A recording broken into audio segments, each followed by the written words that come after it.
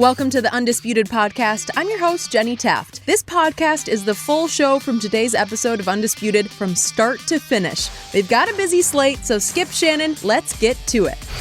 Welcome to Undisputed. We are live from LA. I'm Jenny Taft here with Skip Bayless and Shannon Sharpe. Good morning, guys. You know what, Skip Bayless? You ought to pay me off that bet. Just because, no, don't do that, Skip. Don't be smiling. Don't be Skip. Don't do that. Skip, you ought to pay that bet off. You ought to pay that bet off. You ought to be ashamed. Ashamed of what? Steve Kerr left him in the game just for you. In the fourth quarter, they're trying to run it up and rub it in on Kevin Durant. He's still jacking up wow bombs from like 40 feet. Way to go. Congratulations. The man came out with 529. We split on our bets. That's it. Thank you. I don't know how we feel about that around here. Okay, let's talk about that game in particular. Despite being road underdogs last night, Steph Curry and the Warriors had no issues dismissing Kevin Durant and the Nets. Curry had a game-high 37 points on 9 of 14 shooting from deep in the 18-point win, and Durant finished with 19 points while Harden had a Nets team high of 24. So, Shannon, what did you learn last night?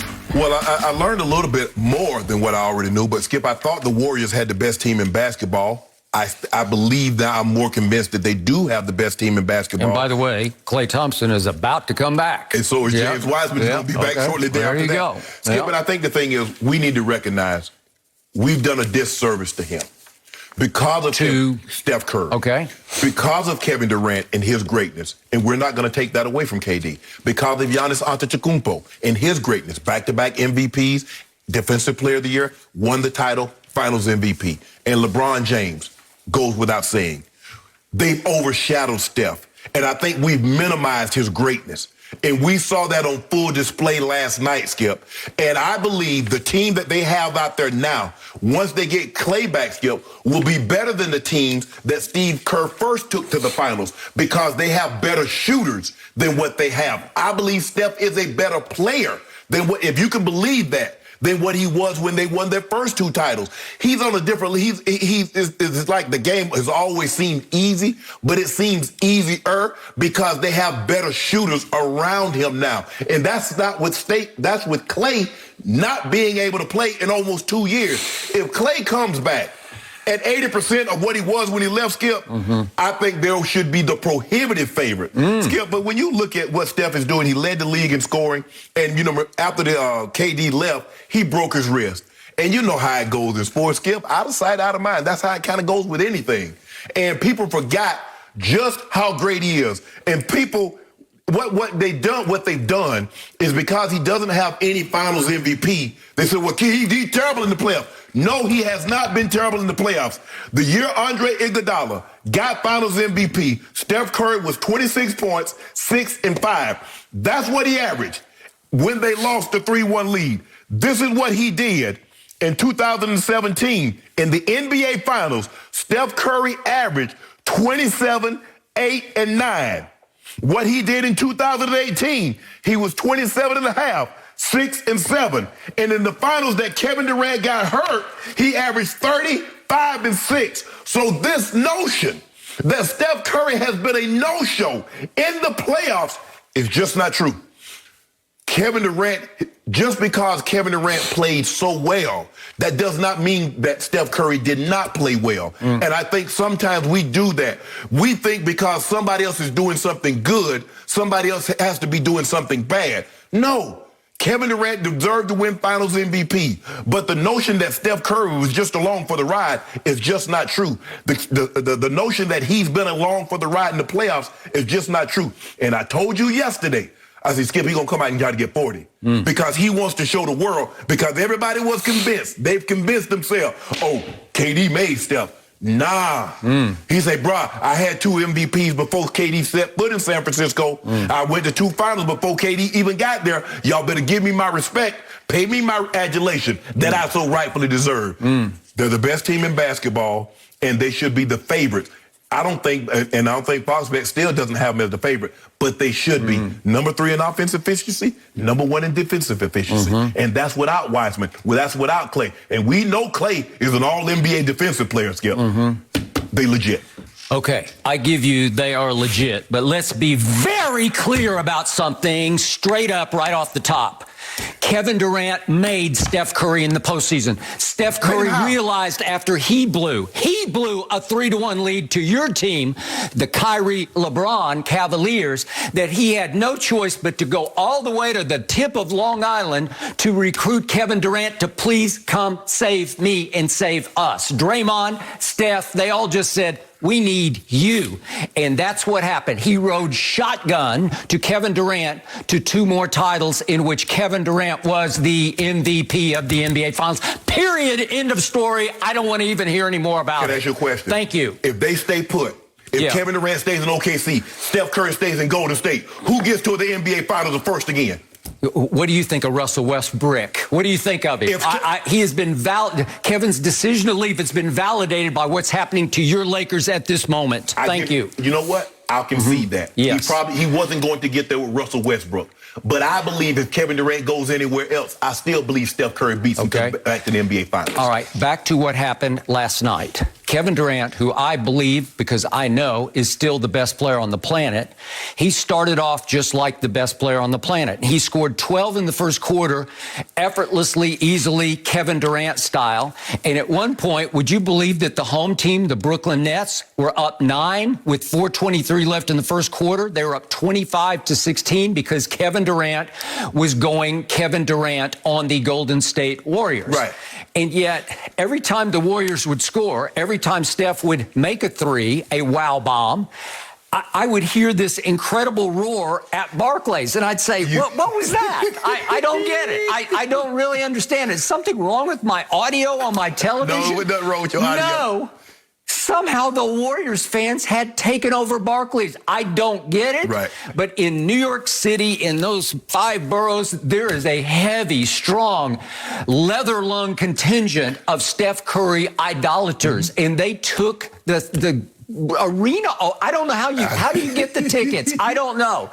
Are some of Nets Nation down on this Brooklyn team? It's a little hard to love it right now without Kyrie and with the Kyrie cloud, the unvaccinated cloud hanging over this whole show as we speak. What, Skip? The Nets doesn't have the fan base, say, like the Lakers or like some of the other teams that's traditional. It's just too new. Even though they have, I will concede this, even if I say, Skip, they have the best player in Kevin Durant, it's still newness. KD only been there 3 years. I got it. Plus, they used to be the New Jersey Nets, and I think they had a tiny, strong contingent of faithful, but it hasn't grown yet to the magnitude. Golden State has some America's team going on because Steph Curry is clearly the most popular player in basketball. Likeable, Skip. He's I think he's beyond even LeBron in extreme lovability, just lovability, because to your point, which you always make, he's just a little guy who could just shoot the lights out in ways we've never seen before. So we all, even little white guys like me, can just look up to Steph and say, I think I could do some of that, maybe. You can actually relate to little Steph. Yes. Although he's not that little at 6'3", but in the grand scheme of NBA things. He ain't 6'9", he ain't 7 foot. Okay, so here's what happened. This game goes back and forth, and would you believe with 33 seconds left in the second quarter, just before halftime, would you believe that the Brooklyn Nets, who are about to get blown off the map, would you believe they still led this game 58-57? And Steph didn't happen. Andrew Wiggins yeah, they still got Andrew Wiggins. Once upon a time, the first pick in the draft. He's not averaging what he used to average. He's 18-4, so he feels like a little bit of just a cog in the system, but he's still capable of exploding. Well, you see, he's had games, Skip, where he go get 38, he'll go get 40. He's very capable of having a game like that. So what does he do? He hits 2 huge threes down the stretch of the first half, and all of a sudden you look up, and at halftime, wait a second, the Warriors are up 5. And then they come out in the third quarter, which they have owned like never before, like no one's ever owned. They're the opposite of the Lakers. They are. They're the opposite of the Lakers. They are. They are the polar opposite because the Lakers go polar cold in the third quarter. Would you believe that the Nets have outscored the opposition? They've only played, 12-2, so they've only played like 14 games. The Warriors 14 games. Would you believe they've outscored the opposition by 124 points in a pretty early season sample size? 124 points in just the third quarter alone. Next on that list is Charlotte has outscored its opponents in the third quarter by 50. So 124 versus 50. Well, now we're having flashbacks to the great old days Warriors who dominated the league even pre-KD, right? The dynastic, the early dynasty. Okay, so all of a sudden, Wiggins comes out in the third quarter, and he goes layup and then pull-up jumper on a semi-fast break, and all of a sudden, they're up 9 in a game that felt like it was a teeter-totter game, you know? Because it was going back and forth. Okay, it was. And then Steph goes out at the 7-minute mark of the third quarter when they're up 13, and they just keep going. They go on an 18-5 run, and then they close out the quarter in which they won at 35-18, and the game is over with Steph just sitting. He had some foul trouble. It wasn't like horrendous, threatening foul trouble, but he just sat the rest of the last 5 minutes. And then back to the fourth quarter, Steph plays the first 7 minutes of the fourth quarter, and I am convinced it's all because of Kevin Durant. They just wanted to say, we are going to just drive the stake through your heart here, even though we're still in November, we're still in an early regular season game, and he went 3 of 4 from 3 in the fourth quarter. So if we could just see, just to drive home how driven he was last night, to your point and your prediction point, could we just see all of his 9 threes? This is the 37th time in his career he's made 9 threes. These are deep. Yes. And they're mostly nothing but net. And he's shooting them in rhythm on the fly. That one caught a little bit of iron. I mean, look where he's pulling up from the logo with a guy with a hand in his face. That was nothing but net. Look at this. Look, that is deep. And when he's doing that, it just feels like game over. And he doesn't do it every night, but when he gets going like this, you just don't have much of a shot. Look at this. That's a little up and under pump fake before. I mean, they ain't hitting no rim. That ain't number net, Skip. That ain't number splash. That's deep and nothing but net. I mean, it's just, the cord just tickles, right? Look at it. And here we go on a semi-break, and now we're into the fourth quarter threes, and that's it. Okay, I'd call timeout. Say I'd call timeout for Steve Nash. What you want me to do with that? You see where that man pulling up from? He's in the parking lot shooting threes. Okay. Conversely, flip side, third quarter for my man Kevin Durant.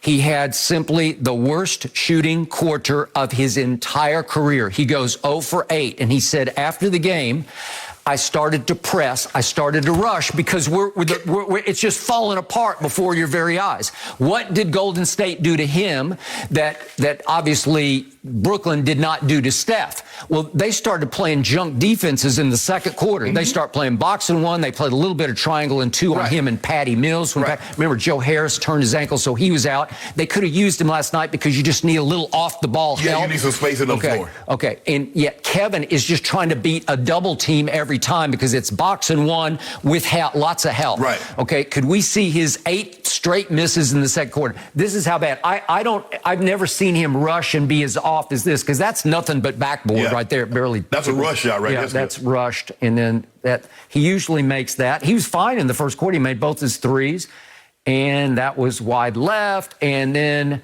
gets a pretty good feed from Harden and missed it. It wasn't really even close, and now he's really rushing. I got to make one, and it's short and out of bounds off nets, and then here he is. I thought he had that one for sure, and it's short, and he just is completely out of kilter, couldn't get the handle on the basketballs. He went up to shoot it, and here you go. That's just usually money from mid-range, and that's 0 for 8 in the third quarter, and obviously we haven't seen that before. But Skip, and it had a lot to do with Golden State's defensive intensity. It had a lot to do with what happened. That little fella, you say he's not too little, but he's 6'3". You saw what he was doing. And it's just like anything, Skip. You see, what did they try to do to T.O.? If you playing Randy Moss, let's get Randy Moss the ball. And that way we're going to double T.O., get him frustrated. He going to start the press. Yeah. You're talking about San Francisco at Minnesota? Yeah, yes. Yeah, I was there. I covered the game. Anytime he's playing another receiver on the opposite side, let's get him the ball early. Let's double T.O., get him frustrated. That was the game that after the game, T.O. mounted his soapbox in the locker room because I was right in the front row, and he campaigned for Tim Rattay to replace Jeff Garcia because he was so frustrated because Randy Moss had just shown him up by showing out. And that's the thing. So what they did, Steph Curry gets going. Steve Kerr said, this is what we're going to do. Yep. We're going to play a boxing one. Yep. We'll play a zone. We'll chase KD throughout the zone everywhere and make it tough on him. Yep. And then now he starts to press because he feels the game start to slip away. Yep. And you're right. Shots that I've seen, every shot that KD missed, I've seen him make that shot at least 5 times this year.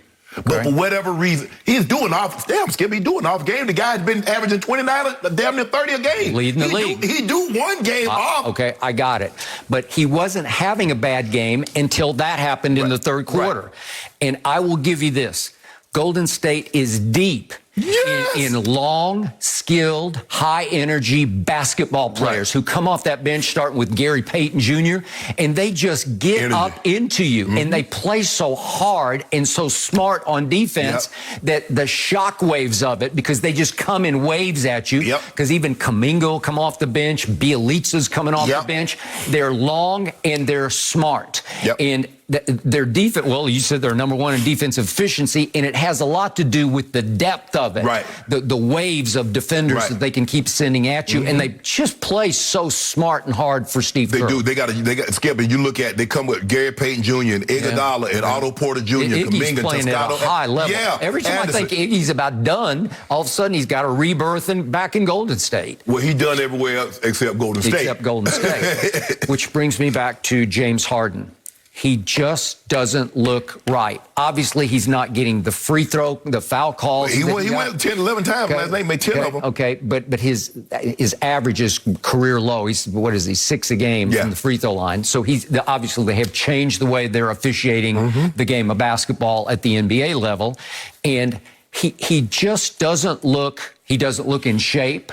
And I'm starting to wonder if at 32, going on 33, if he's starting to show a little sign of age. I don't see the suddenness where he can just get in the lane anytime he wants to. He now has to work hard to get into the lane, and he has to work harder to get his shot up, because they're not just going to immediately blow the whistle and send him to the free throw line. So it's not looking the same for him, and all of his scoring numbers are down across the board. And he had 11 assists a game last year, and he's at 9, which is not terrible. Not bad. Okay, but still, he's not having the impact he had last year. The Kyrie cloud is still hanging over this team. Obviously, they would be better with Kyrie. Of course. They can still be very good without him, as long as they have some new energy and sort of a united front that they have not been able to find without Kyrie. I think they're waiting for him to come back. I think it hurts, it haunts them. I think it distracts them psychologically, and they just weren't ready for the onslaught last night, because the other team's just playing at a much higher level for 4 quarters. That they mustered up a good sort of quarter. Well, really, they played to the half, Skipper, like you said.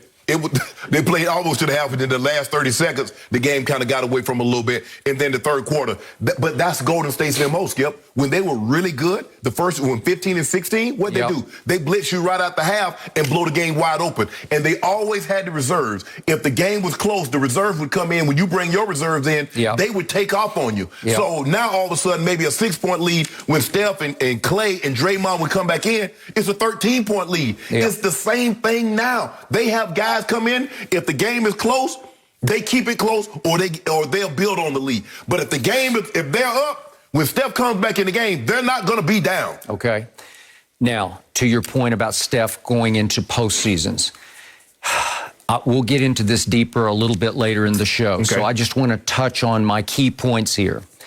I've seen Steph do this before. I do agree with your point. He's redefined his whole body. He's put on some good weight, some upper body weight. He's playing much stronger than he used to play. But he's just as slippery and just as crafty, and he's just as skilled at getting his shot off quickly by working. He's got that Reggie Miller going on, and they love him. They feel him. Draymond has a deep connection with him. Draymond, you can blindfold Draymond, and he'll know exactly what Steph... He'll find Steph, and Steph, as you well know, he only needs about a third of a second to catch it and shoot it, right? It's getting up. Okay. So I've seen all this before, and it's at the highest level it's ever been. I give you all the above. He's now on an arc where he could easily win his 3rd MVP this year. Steve Kerr could win Coach of the Year, because this is quite a turnaround for them, right? If they continue on this fast, Steve Kerr better be unanimous Coach of the Year. All right.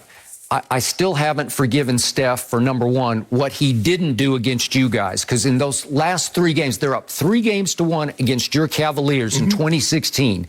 And games 5, 6, and 7, remember, 2 of them are at home, 5 and 7. Was Steph not the best player? Obviously, Kevin wasn't there yet. Right. So was Steph yes, he was the best player. Well, in those games, the 5, 6, and 7, look at the fourth quarters. He shot 6 of 20 combined. He shot 3 of 12 from 3. And if we just go to the fourth quarter of Game 7, this is his defining moment, his defining game against Kyrie and LeBron. He goes 6 of 19 from the floor in Game 7. He goes 4 of 14 from 3. But worse, in the fourth quarter, he goes 1 of 6 from the floor and 1 of 5 from 3. Right. And he missed 2 huge late shots. And then to compound it against Kawhi and company in the 2019 finals, obviously they were beat up and they end up losing Clay and KD at the end. But and some people say Steph was banged up, but he had a bunch of shots in that series that could have turned the series around, and he had especially one for the game winner. Well, the Game 6, he's the closeout game is at Oracle, and he missed the game winner. Okay, so to me, I just need to see more. Like, all this is fine; it's all well and good, and you're right. They came in with just blood in their eyes, and it has everything to do with that 7-foot monster on the other team. And we're going to show you right here, right now. And Steph played extremely high-level basketball, but we're not even to Thanksgiving yet. So I'm waiting to see, because I want to see even in the play-in game and then the first game. Remember, they had 2 shots. Yeah, the Lakers, and then they played Memphis. Well, go look at what he didn't do down the stretch of those 2 games against Lakers and then Memphis. Go look at what happened, because the Memphis games goes to overtime. He just no-showed down the stretch of both games. I'll get deeper into it, but I just need to see him come up 6 feet 3 inches big instead of smaller than he actually is. But the only problem that I have with what you said and what people have done is that they hold 3-1 against Steph that they never held against KD. You do realize the 3-1 lead that Steph blew, he came back from 3-1 just 2 weeks earlier. And y'all don't give KD the criticism for blowing a 3-1 like you do Steph. It's because he had the liability of Russell Westbrook. Well, and you agree with the liability factor, right? But you go back and look at some of those games and see how poorly KD shot the ball. I got it. Both of them. They were partners in You got to crime. win that. But Skip, you got to win that one. You got to win that. You're up 3-1 because that was the same Russ that was turning it over at a high clip in the first 4 games in which you had a 3-1 lead. Yeah. Well, congratulations to Golden State for now. Got me a case of you got me a do off you. Now You did not. is the word Skip, we need to hold you ought on to just say, you know what? I'm not going to just give you. If you're in Vegas, do you go to the window and say, I almost won this. Would you pay me, please? But we in Vegas, this is a different type. We got different kind. We got casino right. So now you're looking for pity? For now. No mercy. Well, this Sunday on Fox, it'll be time for Dak Prescott to prove he's worth the $160 million contract. Dak and the Cowboys will be traveling to Kansas City to face former MVP and Super Bowl champ Patrick Mahomes. Not only will it be a battle of 2 division leaders, it could also be a crucial game in Prescott or Mahomes' MVP hopes for this season. So, Shannon, who is the better quarterback right now, right this very second, Dak or Mahomes? Man, stop. This ain't even close. There's not a general manager in the National Football League that would take Dak Prescott over Patrick Mahomes. He's younger, he's better. The guy's won an MVP. He's been to 2 Super Bowls. He's a Super Bowl MVP. You go back and look at the history of the game, the 101-year history. This young man is doing things no player has ever done before that's played that position. Everybody, Mahomes lost it. The NFL has caught up. He was just named AFC Offensive Player of the Year after 400 Player of the Week, 400 passing yards, 5 touchdowns. Yep.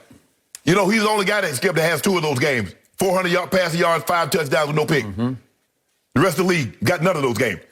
He's lost it. He's second in touchdown passes, 25. Oh, he's lost it. He's second in passing yards, 29-40. He's lost it. That's losing it. Stop it. It's not even close. Dak is a phenomenal player. Dak has gotten better. Since 2016, he's gotten better and better and better. But he ain't that guy. He ain't that guy. Nobody will, under no circumstances, will you find a player that will say, or a general manager or a player personnel director that says Dak Prescott is better than Patrick Mahomes. Now, if you want to see how really good Dak Prescott is, Put him behind that offensive line came to Super Bowl time. And put Patrick Mahomes behind the Cowboys offensive line and see who put up the better numbers. This is not even close. Dak is having a phenomenal season. The Cowboys are playing well. But Dak Prescott ain't Patrick Mahomes. And it ain't close. Ain't close, says Hall of Famer Shannon Sharpe. Ain't is not close. Is not contracted into ain't close. Isn't. Is not close. Isn't. Yes. I'll take ain't. I like ain't because ain't's is stronger than is not or isn't, right?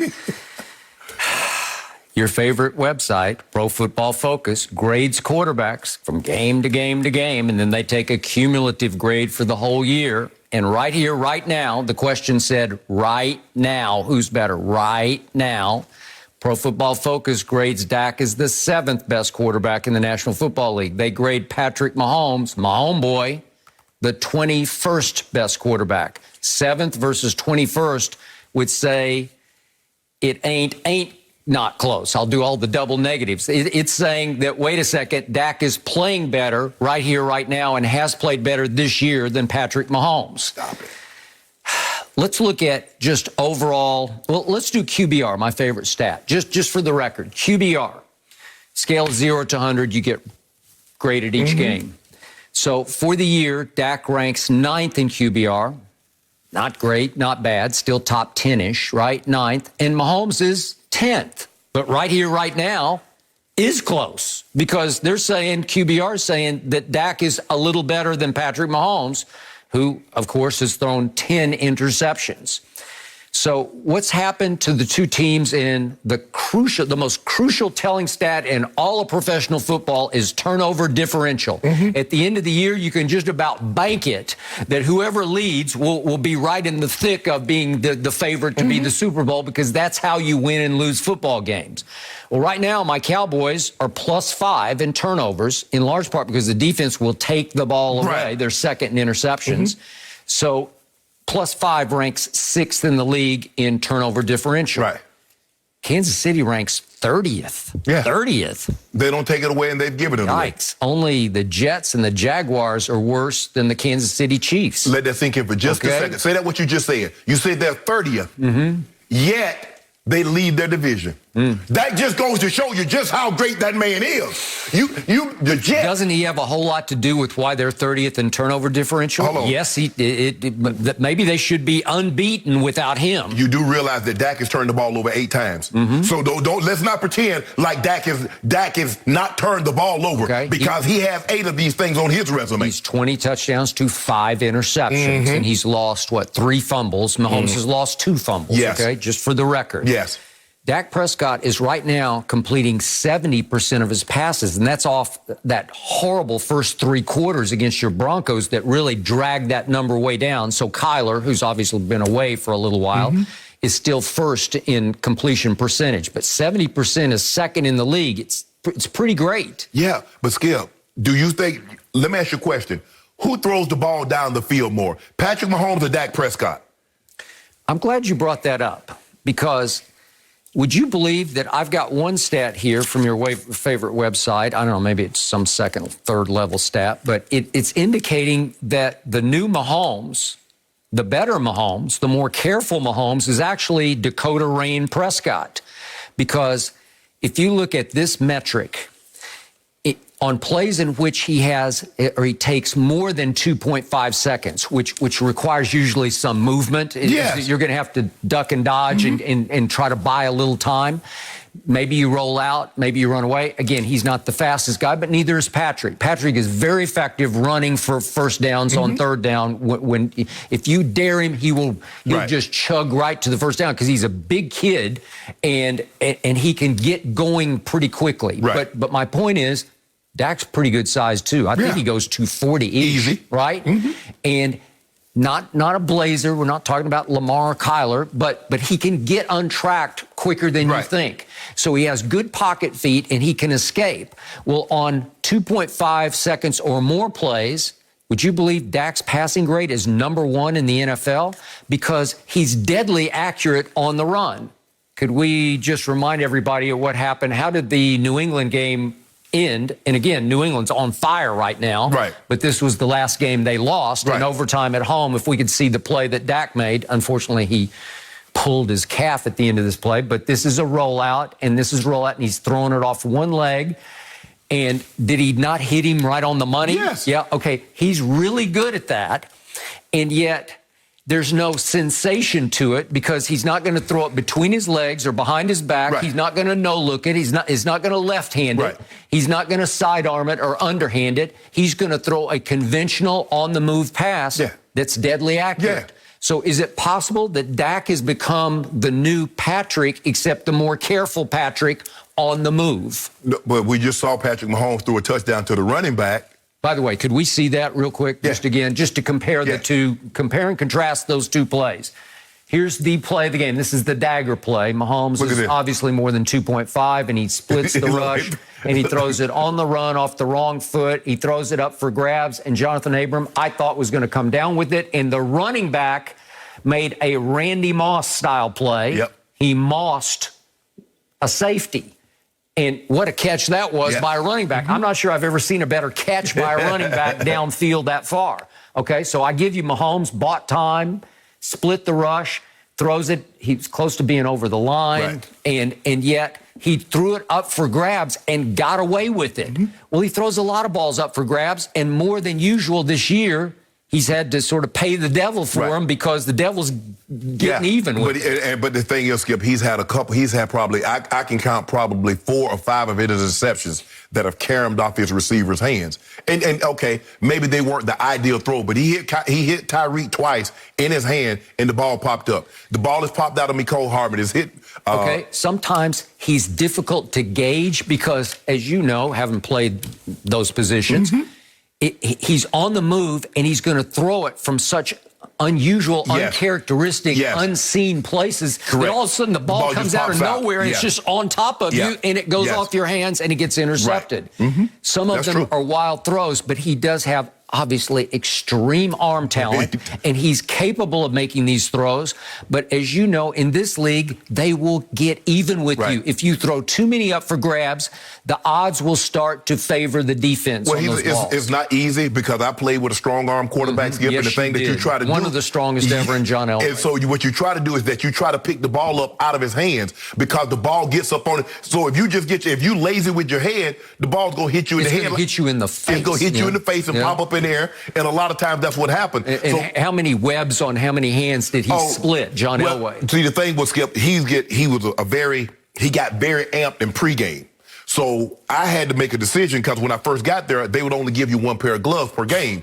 John was ripping my gloves, so I was basically going in the game barehanded anyway. So I just learned to start catching the ball with my bare hands in pregame so I could have the glove for the game. Because once he got going, and it's just like, bruh, did you ever get split? No, he did. Because pre-you, I would read stories when he was in his first couple of years, because he just had like an arm cannon. But what he could do, Skip, he could throw the ball and hit the guy in the chest, and it would unbuckle his shoulder strap. And it would also imprint you with the tip of the ball. So you got that's what we started catching the jugs machine.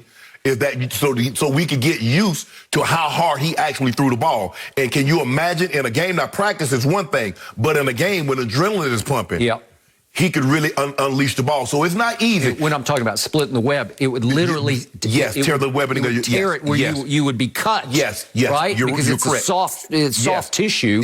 And if it gets hit by the nose of the ball going 100 miles an hour, it's going to cut it. Well, I had to wear thumb guard because I made the mistake of I mishandled one, and it bent my thumb all the way back. So I had to wear thumb guard from like my 3rd year on all the way through. But it's not easy, Skip, because like you said, the guy's in the pocket, and you're used to the ball coming, and all of a sudden the ball comes here. Or the ball, you saw him Sunday, Skip. He put the ball in his left hand and threw a pass. I got it. He does it fairly regularly. That's like ho-hum, business as usual. Exactly. Skip, look, Dak has been phenomenal. Dak should be in the MVP conversation. But I just believe Mahomes is on. There are not very many guys that you're taking over Mahomes. I don't know if there's a quarterback right now. If I said you could have any quarterback for the next 5 years, I don't believe there's a quarterback in the National Football League that anybody is taking over Patrick Mahomes. That's Aaron Rodgers. That's all due respect to Tom Brady. Okay, that's a different question. That's bigger picture, going forward, looking back. I'm not taking Dak over Patrick Mahomes right now. Okay, right here, right now, I just say Dak has played a little better than Patrick has played. And I'm going into Sunday, and I'm a diehard, and maybe I've got my metallic blue colored glasses on right now. I trust Dak slightly more in this game than I trust Patrick, because Patrick's recent MO has been to throw it up for grabs too often. Nah, he good now. But he's trying to live up to the hype, and the hype is extreme. He created it. Yep, he created this. Yep. But let's Skip. Think about what people are saying, that he's lost it. The league is caught up. I don't know if anybody said he lost it, but he's gotten exposed. He has been caught, is what's happened. The man's on pace to throw for over 40 touchdowns. He's on pace to throw for 5,000 yards, and they've caught up. He's been exposed. Well, I know there's 32 other quarterbacks that want to be exposed like Patrick Mahomes. Yeah, but given what he used to be, he's not that. That's my point. Okay. You see what he's done? He's elevated. If we measure Tom Brady by his greatest, if we measure anybody by their greatest achievement, everything else is a bum. You're a bum. So so what he did is that in the second year he threw for 5,050 touchdowns. Well, if you measure him by that season, yeah, Skip. You just don't roll out of bed. Guys don't throw for 50 like that. Okay. So Dak was on course, I thought, to take over the MVP lead until Denver happened. Right. Your Broncos came to town. Yeah. We did not take them seriously enough. We were obviously extremely overconfident. Right. And Dak had the worst 3 quarters of his career. And going to the fourth quarter, he's 6 of 19 for 79 yards. So that's how to lose the MVP race. Yeah. But everybody's had a stinker, Skip. Okay, everybody's had a stinker. From Stafford to Brady to Mahomes to Dak. All had stinkers, I agree. But in the fourth quarter, you and I disagreed about this, but I was happy that McCarthy, this is the first time I ever agreed with something he did, that he left Dak in. You can say it's garbage time. You can say the Broncos are just trying to get the game over with, and they're not playing with the same intensity. But he did go 13 of 20 in the fourth quarter for 153 yards and a couple of touchdowns to 1 interception. Yeah. But my point is, it felt like he redeemed his year a little bit with that fourth quarter. And so statistically, it's not as bad as it could have been if he had just stunk or been yanked in the fourth quarter. Skip, we've seen him do this so many times before, and that's why he didn't get the credit. Because people are like, man, the game's over, and all you're doing is getting those empty calories. Yeah, you're throwing for 400 yards, but you've been down by 21 points the whole second half. So they don't mean anything. You were down 30-0 with 6:53 to go. Yeah, well, they were 30-0 near the start of the fourth quarter. No, but I'm saying it was 6:53. Yeah. I think because he threw the interception about 8 minutes in the ball game. Yep. So you're still down 30-0. So so nobody cares about those empty calories that you're eating. Skip, Dak has been phenomenal. I won't take that away from him. But he ain't my homeboy. He not that. We'll see what happens Sunday, because statements are there to be made by both quarterbacks. So you said he ain't me, or Dak can say, I'm better than him. So in other words, hold on. Now all of a sudden, you see what you did? Now all of a sudden, it's quarterback against quarterback. A quarterback outplays Tom Brady. You say it's his pathetic, sorry defense. So Tyler Heineke is better than Tom Brady because he beat him head to head. That's what you said. Is that the argument that we're going to make? Well, this is head to head. These are two Goliaths. No. These are two of the best. So no. Taylor Heineke was good. He David. He went head to head with Goliath. So he the king now. Oh, is he? That's what you say. I'm just using your argument. You say whoever wins this game is the best. So if that's what we doing, so whoever wins the game. I'll take Dak head to head against Mahomes. No. And then by Monday you're going to have to say, well, he's playing a little better. No. Even if he wins, I'm still not taking Dak Prescott over Patrick Mahomes. Well, don't tell me that Dak's bringing in a stellar defense, because you told me my defense is way overrated. But let me ask you a question. Great. Look at where Pro Football Focus ranks your defense, and look at where they rank the Chiefs. Okay. So it's 50-50. It is. They're both bad. No, it's 50-35. Okay. You think think you slick, Skip Bayless. You think you slick. My defense is Football bad. Focus has no respect for either one of the defenses. Exactly. Okay. But they have a little bit more respect for your defense. But my homeboy, I have the utmost respect for him. Well, you and you about to always find have out. until now. Okay. I cannot wait for this matchup. Best of the best quarterbacks on Fox. Ooh, it will give us plenty of material. But LeBron as well keeps us busy, guys. And the LeBron-less Lakers are 7.5-point underdogs tonight against the Bucks. But help may be on the way for the purple and gold. According to reports, LeBron has been making progress from his abdominal strain and is even targeting a return this Friday against the Celtics. So, Shannon, can LeBron turn the Lakers back into a championship team right now? Skip, he'll make them better, but he has their work cut out for them because a guy that's going to still be there, still going to have the ball, and he's going to turn the ball over somewhere between 5 and 8 times a ball game. That's just who he is. Skip, normally when LeBron is out, you say because it was scoring. You're like, well, LeBron's going to be better because you're going to add his 25 points back to the ball game. He'll make it easier for everybody else to score. Yep. Skip, scoring is not the Lakers' problem. It's turnovers and defense. When you turn the ball over and you don't play defense, you give up 40-point quarters, which they did to the Minnesota Timberwolves on Thursday. Yep. When you turn the ball over and don't play defense, you give up 37-point quarters, like they did Sunday. That's their problem. And I don't know how much of that LeBron is going to be able to solve. Now, he will take some of the turnovers away because I trust him having the ball in his hand. But Russ is still going to try things that he has no business trying. He's dribbling the ball up with his left hand. Carmelo's on the right wing. He throws the ball clear over Melo's head out of bounds. That's just who he is. So I do believe Bron the Lakers will be better. But Skip, he has his work cut out for it. And I told you after watching this is the LeBron James. He thinks building the King James brand was difficult. That was a breeze compared to playing alongside Russell Westbrook. He thinks getting up the courage to ask Savannah for her number and go out.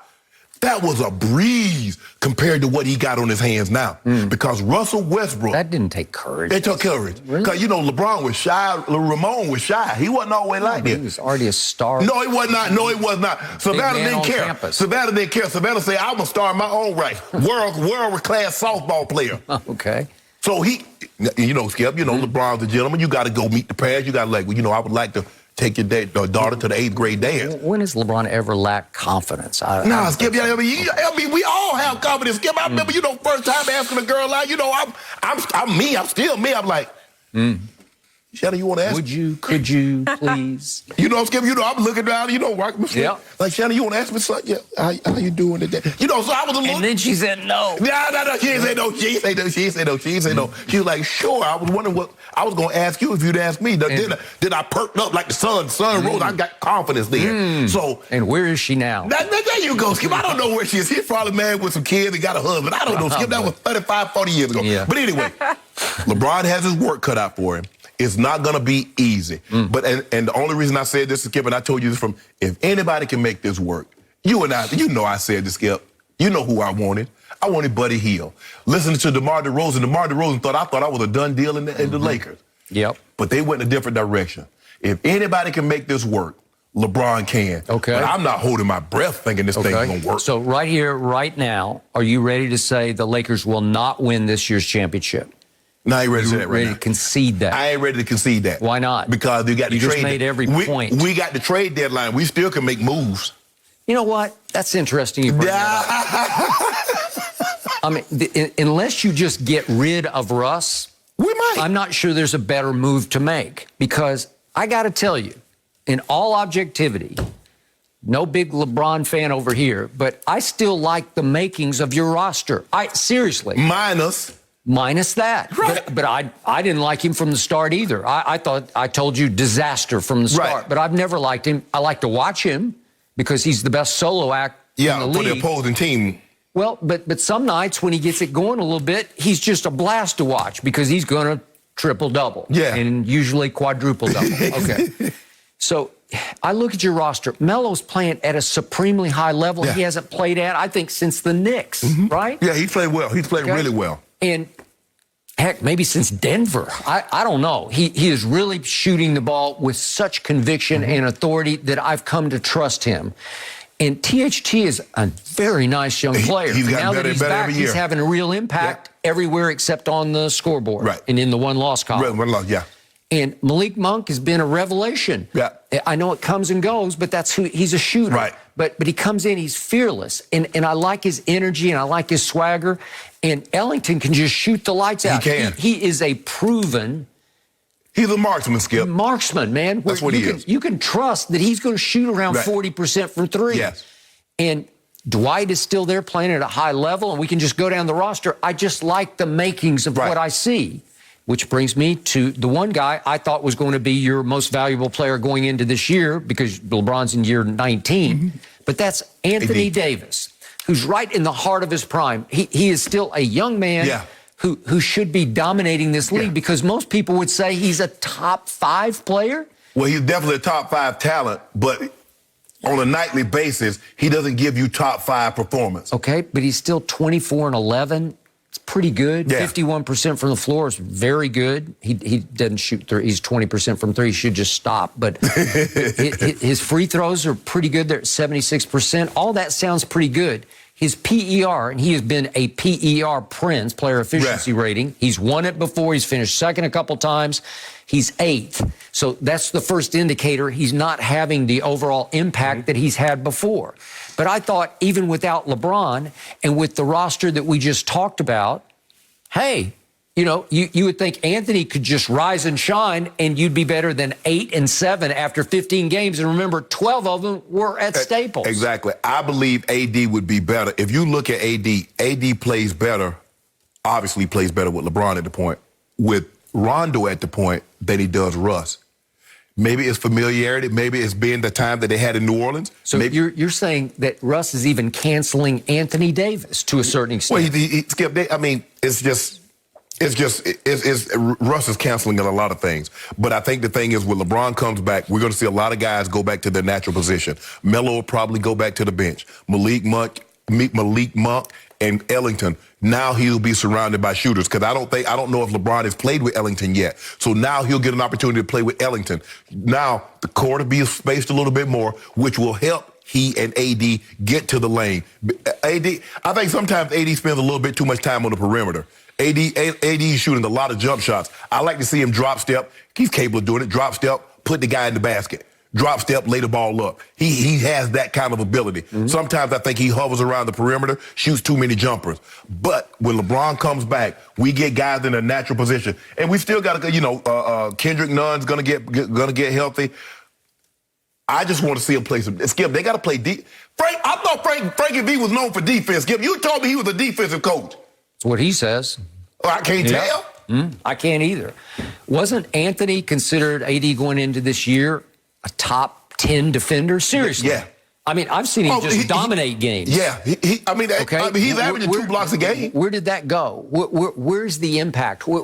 It's just hard for me to fathom that there's just we talked about a malaise and a cloud over the Brooklyn Nets. It feels like there's a rust cloud over this team without LeBron. Even when LeBron has played, it seems like there's a rust cloud.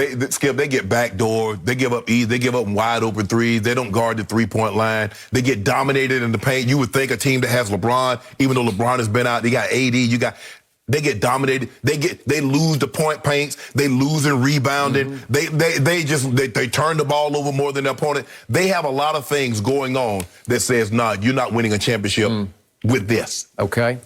My point with Russ is his 3-point misses. He's not a high volume. He takes 4 a game. That's too many. He's shooting 29. That's 4 too many. It is. It's 4 too many. I agree because he's 29%. So the extreme high turnovers, he's running away with the turnover race in the NBA. They're all psychologically debilitating for a basketball team because every time he misses a wide open jumper from 3, it starts to hurt you worse and worse psychologically because you're like, Skip, he missed so bad that guys out of position. The next thing you know, they're getting the easy transition bucket. Yeah. It's those Boeing rebounds where they just... He missed the whole backboard. They off and running. Yeah, they're off and running. And the turnovers are so horrendous. They're so unconscionable. They're so inexplicable that you say, God, as a basketball team, I think even the guys on the bench are just hanging their heads like, God, it's hard to overcome that. Trust me, Skip. I played with quarterbacks, and the guy turned like, again. Damn, the defense just gave us the ball back, and you turned it right. Yeah, you turned it. You lose your edge. You lose your focus. So just for don't do that, Skip. Don't do that, Skip. Why you do this, Skip? It's time once again for our daily Russell Westbrook. At least it's not LeBron now. LeBron blooper really Let's just do the most recent game, and he had only 4 turnovers, but could we just drive home the point of just how bad the 4 turnovers were in this last game, please, against the Bulls? Left hand. What is that? What was the idea of it? Where was it going to get you even if he completed the pass? And then that's just so bad. That's a high school mistake. And you get a dunk on the other end. That's hard to overcome. Then Russ goes in the middle, and he's playing football and fighting, and he gets an offensive foul.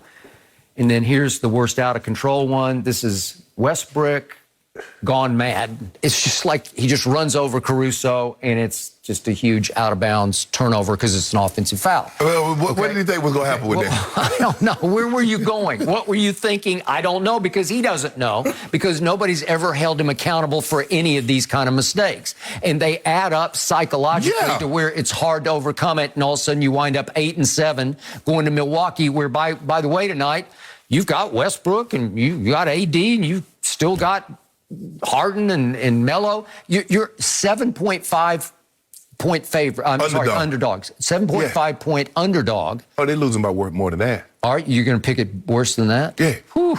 Okay, I'm with you on that. Skip, you got blown out by Minnesota. And by the way, Milwaukee's record isn't any better than your record. So they've struggled too. But you're saying you got no shot there. Okay, that's wrong. Something is very wrong with this picture. Yeah. And what was even wronger with the picture against the Bulls was that Russ took 6 3-point shots, and he missed all 6 of them. Yeah. If we could please see those 6 misses. Just to remind everybody. Here is. This is just wide open. We dare you. I blame AD. You saw Melo. Pass that ball to Melo. Don't get that ball to Russ. Don't even try it. Well, it's the right basketball play. No. He's holding the pose on that one, and it's a little short, wide right. Then here's wide open. We dare you, Westbrook. And then here's another one. This one's guarded by Zoe. Nope. Russell, at least you can make one. There's almost another turnover. And he says, well, I got this here. Ooh, that. He was trying to bank. He was going to bank that because you told him to bank the threes. Yeah, I did. And I'm not sure where that's aimed, but 6 misses. Debilitating psychologically, where you can't overcome it. So can LeBron in year 19 save this? Well, now you're asking a lot of him, because he's got to ease back in. Right. Because the body, he used to be Iron Man. I used to say he's the most durable superstar I've ever seen. But now Iron Man has some irony going on, because there are parts of him that are starting to be made of balsa wood, because that's what happens when you've got what is he up to? The 3rd most mileage on you in the history of this league. Yeah. And before he's over, he might have the most mileage. Skip, the muscle car business is taking off again. You know, you get a 1970 Chevelle or a 68. You had a 67 Camaro. I did. Skip, you take it for a nice Sunday cruise. You can't drive it, a 40-year-old, 50-year-old car, full bore, and expect like, okay, man, this thing still happens. You're going to be spitting oil and transmission fluid when you get it back. So he's going to have to ease into it. And the thing is, you know what? I'm going to have to tell to him and say, bro, you can't be doing those twisty dunks. Just lay that thing in. I think that was the beginning of the end, was that twisty dunk that he made, right? Is that where he pulled his ab muscle? I think so. Just lay it in. Just thing I roll. This is George Gervin from here on out. Try to last. Yeah. Well, it's hard for me to have great faith that he can stay completely healthy going forward. You have more faith in him than I do. Yeah, it's tough. It's tough when you start getting these injuries during the season, because since he's been in L.A., Skip, we saw it the first year. He missed time. He was healthy the second year. But there was a lull in the season because you had the pandemic hit. Yeah. And then last year. So what we've seen over the last 3 years. He's not rejoining a 12-2 team. Laker Nation is saying, save us, Ron, please. You know, you can't get back fast enough. If anybody can save him, it's him. I'll buy that. I'll give you that. But, man, it's the tallest order of his career. No question whatsoever. No question whatsoever. No mercy. 2 new top teams on USA Today's NFL Power Rankings. The Packers took the top spot from the Cardinals, and the Cowboys moved all the way up to number 2 after previously being ranked at 6. So, Shannon, who are your top 5 teams in the NFL right now? Skip, I can understand the Packers, but I didn't put the Packers at number 1. I put the Tennessee Titans. They got 5 straight wins over teams that made the playoffs last year. I got them at 1. I put the Packers at 2. I put the Cards at 3. I put the Cowboys at 4. I put the Bills at 5. I put the Bucks at 6. 6? Yeah. Right now, Skip, I can't put the Cowboys ahead of the Packers and the Cards because I believe Kyler and D-Hop will come back, and they're a very good team. I think they underestimated Carolina because you saw the demolition job that they did just a week earlier, Skip. Minus those same 2 guys, they went to San Francisco and did to the 49ers what the Niners did to the Rams. True. So I believe once Kyler gets back and D-Hop, and I think that's coming sooner than later, they are a top team. And the Bucks, Skip, the Bucks, the defense is a problem for them. They can't get off the field on 3rd down. Now teams are starting to be able to run the football on them. They just lost Vita Vea. Long as they protect Brady, offensively, they're going to be able to put points on the board. I think the thing is now, but it puts more pressure on Brady knowing that we got to get a lead because if the game's close and we don't have a lead and we give the ball back to the opposing team, Skip, they just run the ball. Trevor Siemian did it the week before. They go on the bye, and now Taylor Heineke did it the exact same week. When have you ever seen Tom Brady lose back-to-back games to guys like Siemian and Heineke? If you're going to say Peyton Manning, Ben Roethlisberger, okay, I can see that. Drew Brees, Phillip Rivers, okay, I'll give you that. But not those 2 guys. So that's where I went, Skip. I went Titans because of their 5 straight wins over playoff teams from last year. The Packers have the Packers going to Arizona with a Kyler Murray team without his top 3 receivers and winning.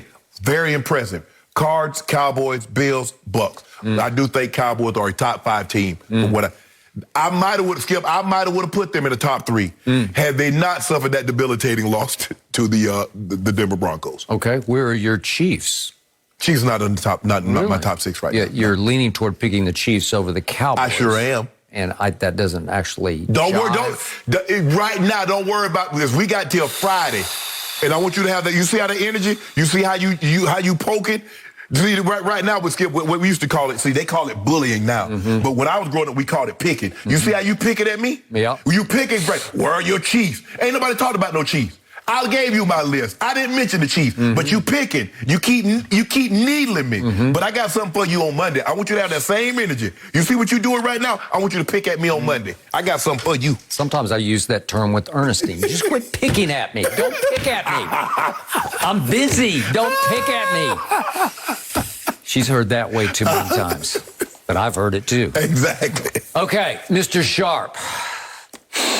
My issues with your number 1 overall team in the National Football League this deep into the season is this team no longer has Derrick Henry, at least for the foreseeable future, and no Julio Jones, who's gone to IR. For at least 3 weeks. This team is still stuck with Ryan Tannehill, quarterback. So you just picked Ryan Tannehill's team as the best team in the National Football League this deep into the season. Yeah, Skip. But have you seen their defense? It's pretty good. That Simmons, Jeffrey Simmons, and Landry. Yep. Byard is legit. Okay. Now, Bud Dupree did get hurt. But Skip, they're playing defense. Mike Vrabel, he got something on his hands right now with that defense.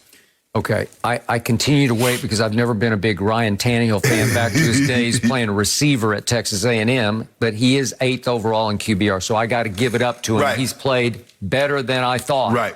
But I just wait. I just broke my chin waiting for him to come apart at the worst possible moment because he's got that haywire gene in him somewhere.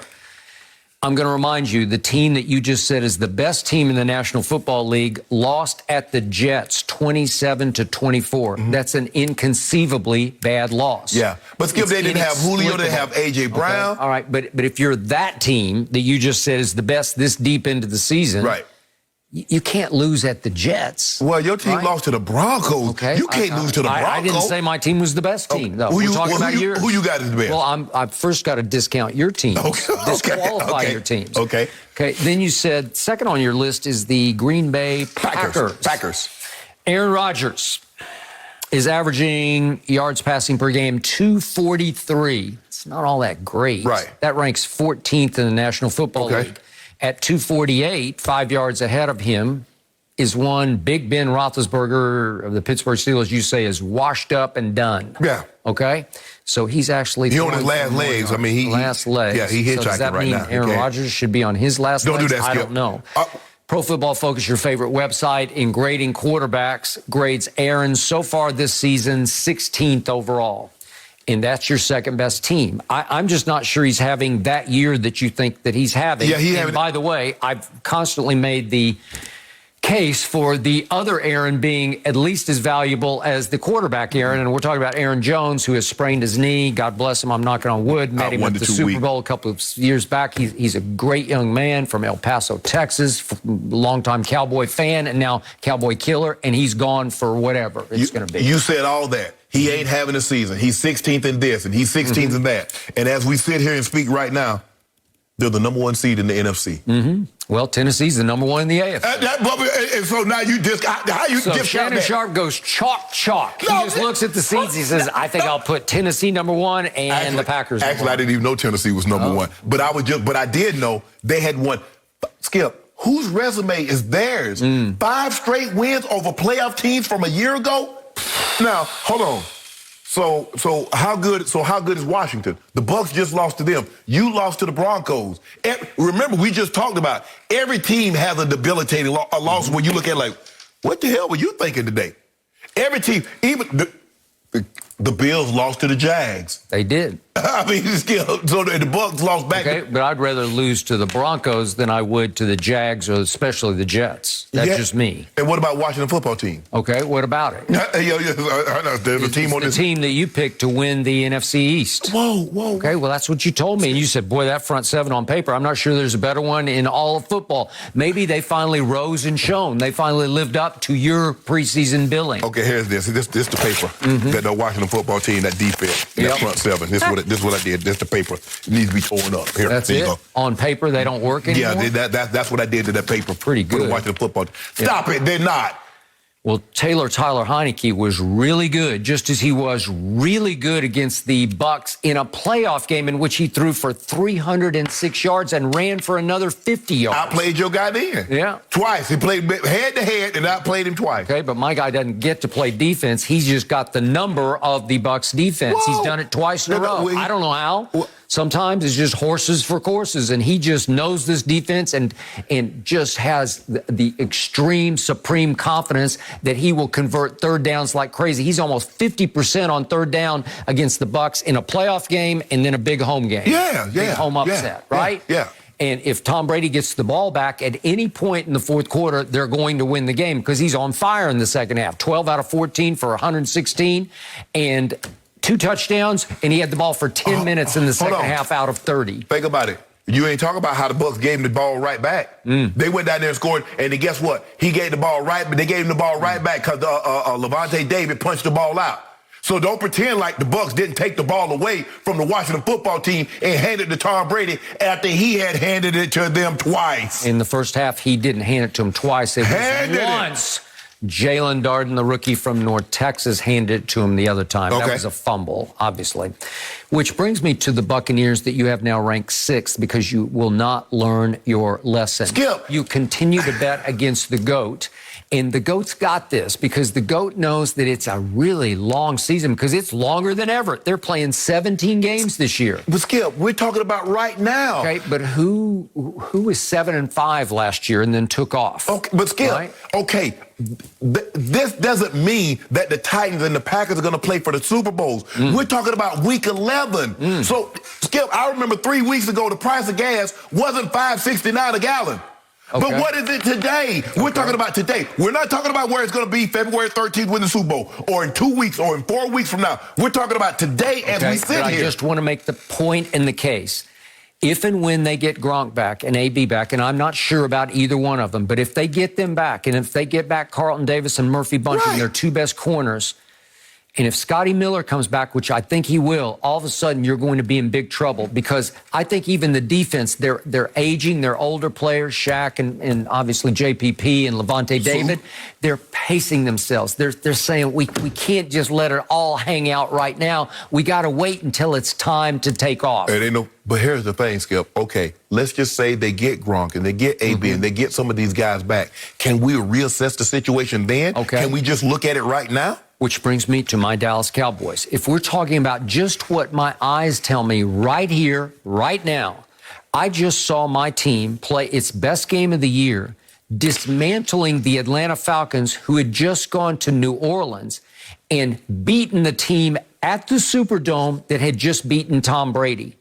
27-25. Matt Ryan threw a Mardi Gras party on that defense that is really good. And he came in hot-handed to Jerry World. And what happened?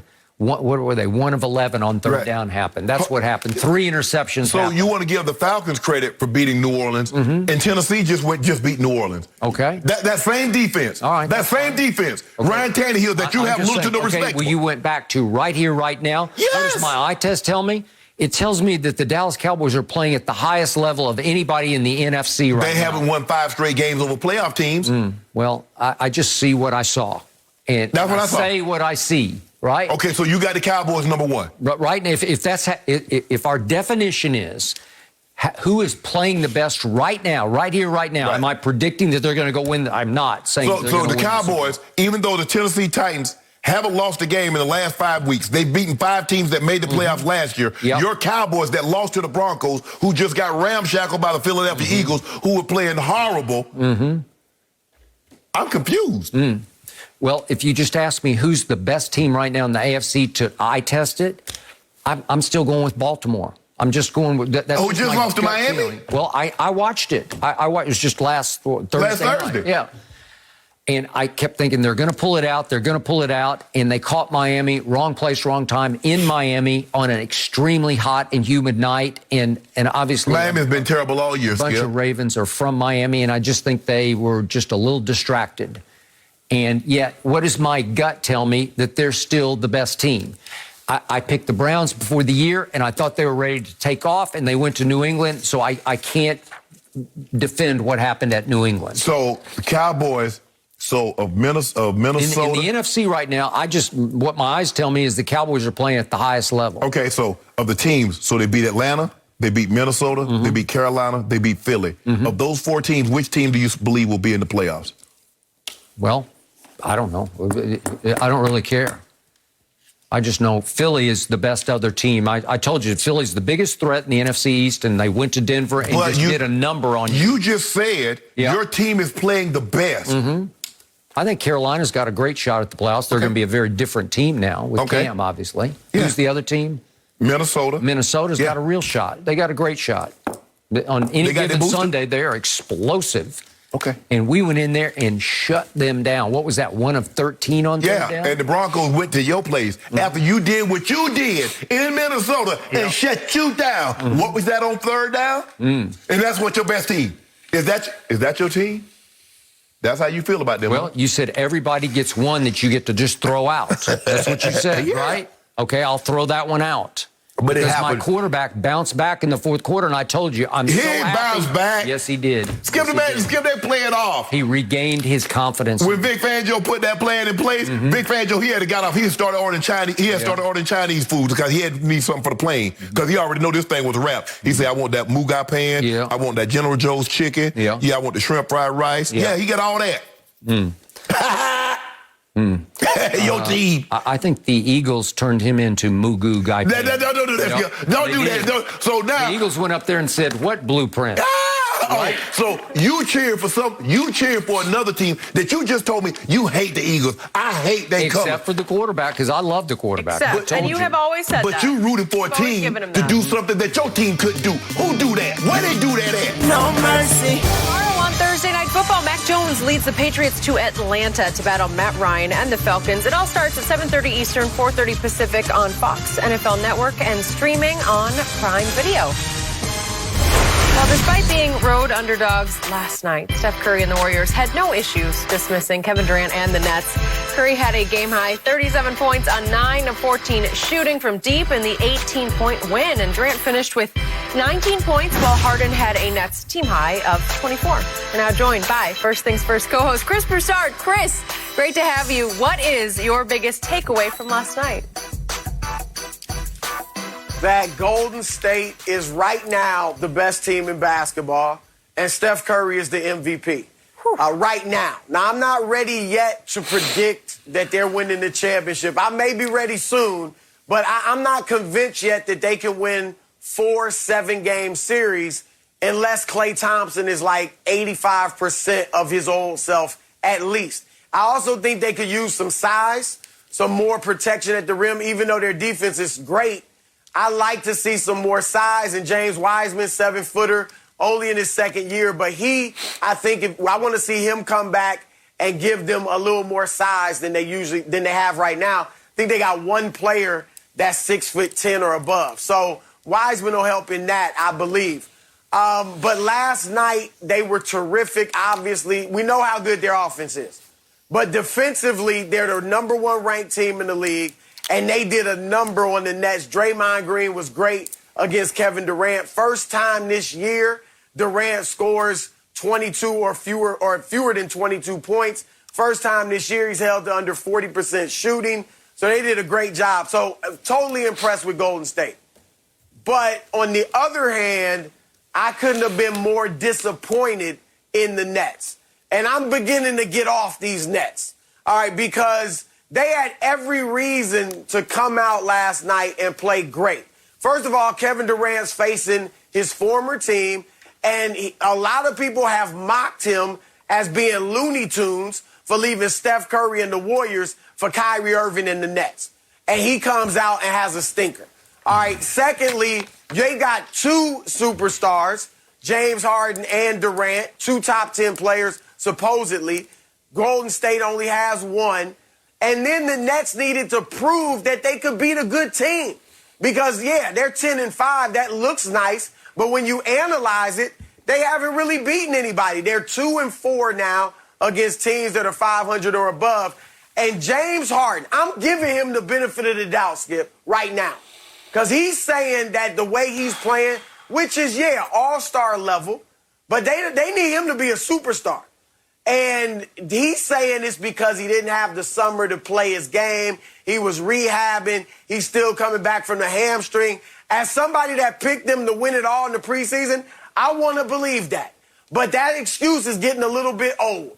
All right, he's got to be more aggressive, and he needs to score like 26 points a night, 25 points a night with his 9 or 10 assists for them. Look, the way he's playing now would be great with Kyrie. So if you had Durant giving you 29, Kyrie giving you 26, we can handle Harden with 20 points a game. But Kyrie's gone, and I don't think he's coming back. And so Harden's got to be more aggressive and score more points. If he doesn't, they're not winning at all. They might not even win the East if Harden don't pick it up. Chris, I agree with a lot of what you said because Skip and I, we talked about this earlier, and I told Skip the Warriors I thought the Warriors were the best team in the NBA. They confirmed what I thought, having seen them. I watched them a little bit, obviously watched them against the Lakers, and I've been following them around and like, okay, let me see, they only lost 1 game. They 6-1, they 7-1. I said, let me see. And I got an opportunity to watch, and I was like, okay, they're legit. Because we know the ball movement offensively, they're always going to be a top 5 offensively rated team. But when they were winning championships, they were very, very high. They were a top 5 defensive rated team. They're getting back to that. But my number 1 takeaway, and this is us, Chris, we've done this. We've minimized Steph Curry. We've always given, KD, Giannis, and LeBron. And Steph Curry has gone unnoticed. Well, he's put us back on notice. He started it last year. Because he broke his wrist right after KD left, and then he was out of shot. No, everybody was like, he ain't gonna be this, he ain't gonna be that. KD made him. Do y'all realize this man was a 2-time league MVP before Kevin Durant came across the bridge? Do you realize he won one of those awards unanimously? No other players have done that in NBA history. You do realize he had gone to 2 NBA finals and won one. Probably should have won the MVP. averaging 26, 6, and 5, doesn't win your Finals MVP. The guy that held a guy to 36, 13, and 9 was the Finals MVP. We'll discuss that another day in time. But when you look at the titles that they won when they got KD, Chris, he was 27, 8, 9, and 27, 7, and 6. So it wasn't like he was playing bad, and he was 36 and 5 the year they lost to Toronto without KD.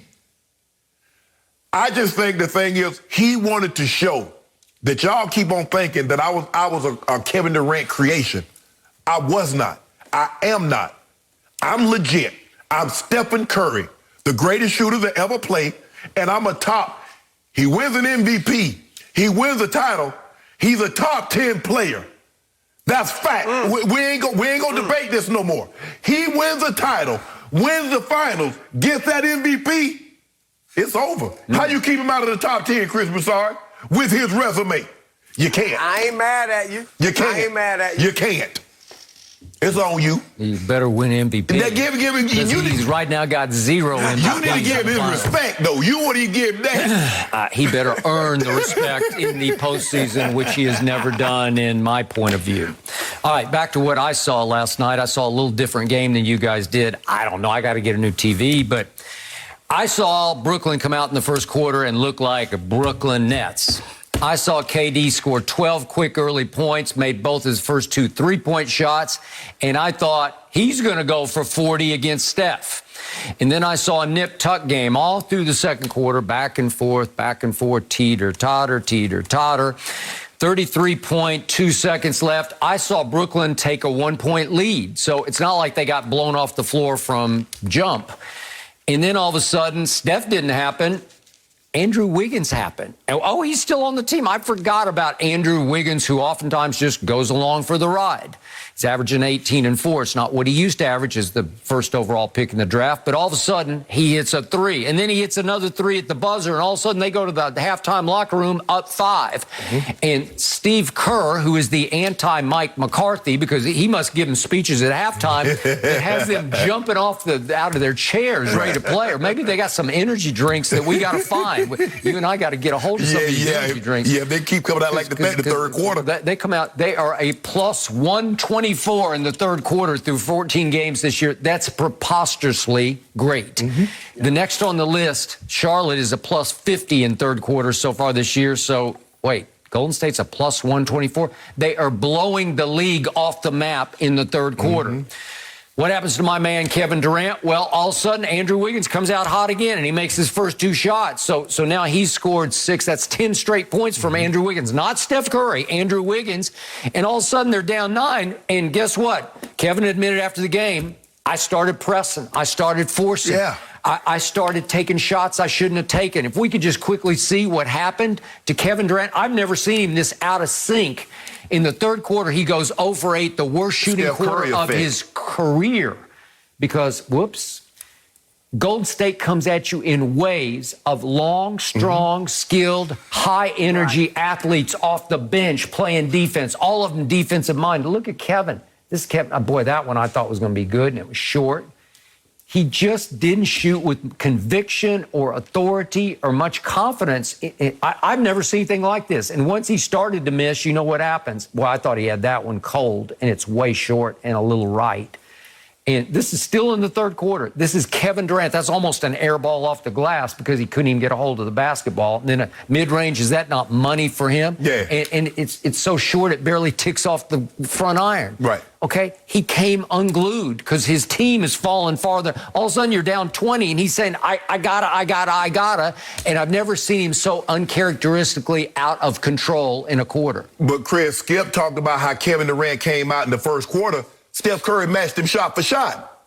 Yep. And then he matched him again in the second quarter, shot for shot. And then the third quarter, Steph Curry pulled away. That's where he started to press. Well, Steph Curry ironically, effect. he goes to the bench with 7 minutes left in the third quarter in quote-unquote foul trouble and sits the rest of the quarter, and they go on an 18-5 run, and at the end of the quarter, the game is completely over because they've won at 35-18. Well, me and Chris want to hear you say it right now. What? MVP frontrunner Stephen Curry. I'll give you that. Wardell Curry. Okay, after one game last night, I will give you that because Kevin is still leading the league in scoring. Yeah, right? But he's second, and he got the best record in the NBA. Okay, I'll give you that. I'll give you a slight edge right here, right now, but it ain't even Thanksgiving yet, and you guys are leaping to conclusions.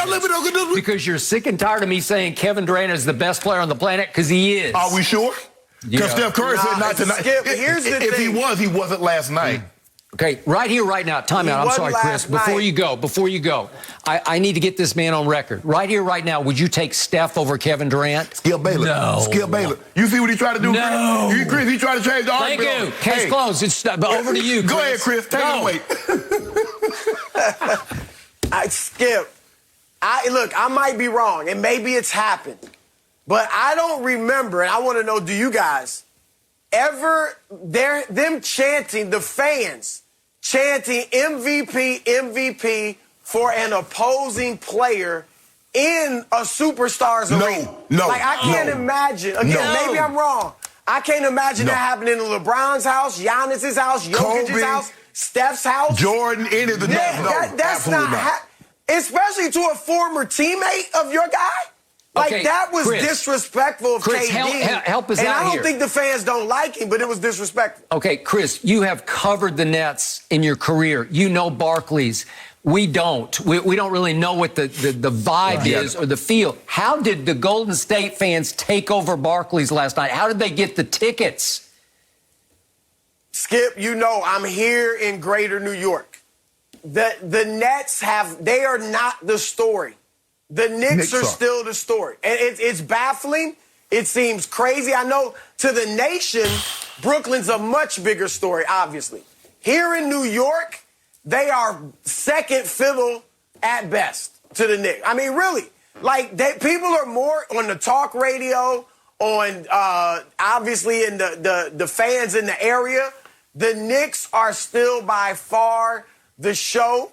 And Brooklyn, you get a lot of fans that go there to see the opposing players or to see KD and Harden and these guys, but not really fans. They just want to see them play great basketball, but they're not really Nets fans. And that's how they took it over. And they're almost a team. I won't say they're a team without a home court advantage, but you saw that last night. You won't see that anywhere else in the league. Yeah. Where an opposing team like that, especially when you got a contender. All right. Now, back to James Harden that you brought up, Chris. He just doesn't look right to me. And I'm not just poking fun here. I really think as he gets later in his career, if he doesn't have one already, he needs a nutritionist and a cook because he just doesn't look in shape to me. He's played enough basketball so far. He should be playing his way back into shape. He doesn't have his burst. He doesn't have his quickness. I don't know if his hamstrings still bother him. It's hard for me to believe that. But he's starting to show some signs of age as the referees obviously are not paying him the respect. They're not just giving him cheap calls the way they used to. Go ahead, Chris. No, I totally agree. Look, I was saying before this season, he's darn near just as good as Kevin Durant. So I am incredibly disappointed. I'm with you, Skip. It's hard to believe that this hamstring injury still bothered him and he's still rusty. I don't think he's as aggressive. Yeah. And I think his muscle memory has been, getting all these cheap fouls, like creating contact and flailing and all that. He's got to get out of that muscle memory and start going to the hole to finish rather than just to draw a foul. I'm going to give him a little more time because, again, I picked him to win it like you did. But if this is all we're getting from James Harden, it's not enough. Well, I don't need no more time. It's not enough to win it all with these. I don't need no more time. I know who the best player in the NBA right now. I don't know what's going to happen by the end of the season, Chris Broussard, but the best player last night, in the words of Michelle Ndegeocello, that's my favorite. Anybody that knows me know Michelle Ndege is my favorite. She had a song, If That Was Your Boyfriend, It Wasn't Last Night. If Kevin Durant is the best player, he wasn't last night. No mercy. The LeBron-less Lakers are 7.5-point underdogs tonight against the Bucks, but help may be on the way for the purple and gold. According to reports, LeBron has been making progress from his abdominal strain and is even targeting a return this Friday against the Celtics. Chris Broussard still with us. Chris, can LeBron turn the Lakers back into a championship team? Yes. Can he? For sure. A championship contender. I'm not predicting they'll win it with LeBron, but definitely they'll be one of those few teams in the hunt. The concern, of course, with LeBron is will he stay healthy? I do think this age issue is real, and, you know, he could get hurt again. So we'll see. But if he's healthy, LeBron, AD, Westbrook, yeah, they're definitely a championship contender. One thing I see that I like, even though they've lost some games, they obviously got blown out by the Bulls, I like that Westbrook, even with LeBron, is not playing exclusively point guard. You see THT and other players bringing the ball up and initiating the offense. And sometimes it's Westbrook, but not all the time. And that means when LeBron comes back, he'll be on the ball a lot. And Westbrook will be off the ball. I think Westbrook is getting more acclimated to being off the ball, moving a little better off the ball, cutting to the rim a little bit better. He has had the ball down the stretch, which I'm not that fond of at all. I'm sure you guys aren't either. But again, I think he'll respect that when it comes down to the stretch, LeBron needs to have that ball. So I'm encouraged a little bit by Westbrook being off the ball, even without LeBron. So when LeBron comes back, I think it's a good fit. So, yeah, they'll still work out some kinks. They've shot it well. I think better than people expected from three. They're shooting like they're 12th in the league in three-point percentage. That's pretty good for what we expected from them. So, yeah, they'll get it back. They got to work on things defensively. But with LeBron, they're definitely in the hunt. Well, you say you like Westbrook off the ball a little bit more. I would like him off the court a little bit more. So that's why I'm trying to go with this here. Here. Because the thing is, for me, do I believe he'll make them better? Yes. But he has his work cut out. Because offense is not the problem, Chris. It's defense and turning the ball over. And Russ is still turning the ball over. Russ is going to give you on a nightly basis somewhere between 4 and 7 assists. And you know, in crunch time, in close situations, you can't turn the ball over. You cannot turn the ball over and not play defense. You can't. Because at least you can hang your hat because you're going to have, there are going to be games that you have slumps scoring the basketball. But if you have a slump scoring the basketball, you just can't give the guys the 405 and during the pandemic and just let them get free drives to the basket. You can't let guys shoot wide open threes and not get a hand, not contest them, not run them off the three-point line, not get a hand in their face. That's their problem. And Russ, what do we do with him? Chris, that is still the fly in the ointment. That is it. All this other stuff, a triple-double. Yeah, he's having 11 assists, but he's having 8 turnovers. That's not good. Yeah, he had a triple-double, but he had 10 turnovers. That's not good. What we've done, Chris, is that we've turned a blind eye. In the process of those triple-doubles, he damn near led the league in turnovers every single year that he led to have that triple-double. That's not good because in close ball games, that's when it manifests itself. You can get away with a turnover in the first or the second quarter. But when you turn the ball over 3 times in the fourth quarter and you're in a nip-tuck ball game, no. So this is going to be LeBron's most daunting task. I'm anxious to see him get back and play with Malik Monk. We've seen him play one game with Monk, but play with THT again. Play with Wayne Ellington. Guys that can space the floor, that he can create shots for. AD, I like the way AD, but I want AD to be more aggressive. Russell Westbrook should never have more shot attempts than Anthony Davis. I don't care if he's shooting 60% that night. He shouldn't have more shot attempts than Anthony Davis, period. Okay, Chris Broussard, you shocked me with your take because you indicate that Russell Westbrook is actually heading north. Westbrook is heading north. And both Shannon and I think he's already headed completely south on the 405 to the point that we would like to see him out of town. So I ask you, as I said before the year, he's solo act, stat machine, high turnovers, blast to watch, sometimes for all the wrong reasons. And we have concluded, Shannon has concluded as the number one LeBron Laker fan, that if possible, before the trade deadline, he would like to see Westbrook out of here, see him gone, because it would clarify everything. And I still like the roster. I would like it more if you just said Westbrook was gone. I don't even care what you get in return for him. If you get nothing in return, I would still like LeBron's chances with the rest of the roster than LeBron's trying to overcome win in spite of Westbrook. What are the odds to you, Chris Broussard, of this team actually getting rid of Westbrook? 0. Well, first of all, look, I think you got to give him more of a chance with LeBron. All right, we know they haven't played many games together. Westbrook has shown this in his new places that he's been traded to. He's gotten better later in the season, right? We saw it in Houston. Started off poorly, got better as the season went on. We saw it in Washington last year. I know they're playing great without him. I'm just saying, last year, he came on in the second half of the season and played better. So I would give it a little more time. Look, LeBron knew what he was signing up for. LeBron wanted Russ, and we all doubted it. A lot of people questioned it. LeBron knew this is how Russ plays. LeBron's a student of the game. He watches tape on other players. He knew what he was getting. So I just think you mentioned the turnover, Shannon. Obviously, it's a problem. But you got to get the ball out of his hands more. And I think when LeBron is back, that will be the case. LeBron's got to take the ball. It's LeBron's team. He won it. I'm serious. And that's what they got to do. Now, if it doesn't work out, if LeBron can stay healthy and play the next couple of months, and it's just not working out, then you can try to move him. But let's be honest. Who's taking him and that contract? And people were shocked that the Wizards could trade him.